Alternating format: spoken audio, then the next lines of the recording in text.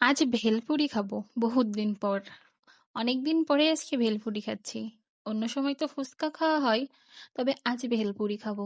ভেলপুরিগুলো দেখতেই না খুব লোভনীয় লাগছে। কি দারুণ দেখতে! তবে ফুচকা কিন্তু রেগুলারই খাওয়া হয়। ভেলপুরিটা একটু কম। বহুদিন পর আজকে খাবো। তবে এত দারুণ দেখতে বা এত দারুণ স্বাদ, মানে মাঝে করে না খাওয়াতে ভুলেই গেছিলাম এই স্বাদটা।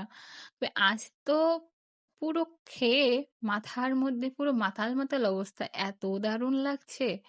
ফুচকা, চটপটি, ভেলপুরি এগুলো যেন বাঙালির ইমোশন। তবে সব জায়গা, সব দেশে আমার মনে হয় না এত দারুণভাবে ফুচকা, চটপটি বা ভেলপুরি পাওয়া যায়। সব জায়গার টেস্ট বাট আলাদা। তো এই ভেলপুরিগুলো ফুচকার থেকেও আজকে আমার বেশি স্বাদ লাগছে। কারণ এই ফুচকার যে ভিতরে বড় ফাঁপা থাকে, এর ভিতরে কোনো ফাঁপা নেই, খুবই এটা হলো খাস্তা টাইপের।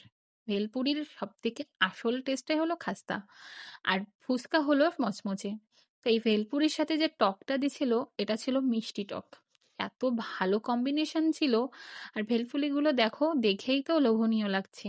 ভেলপুরির উপরে এই যে মসলাটা তৈরি করা হয়েছে, এতে দেয়া আছে শুকনো মরিচ। এই শুকনো মরিচের ঝাল, তার সাথে তেঁতুলের টক জল, উফ!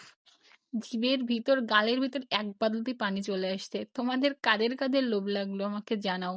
আর কে ফুচকা খেতে পছন্দ করো নাকি ভেলপুরি? আমার তো এখনই পানি পড়ছে জিভ দিয়ে।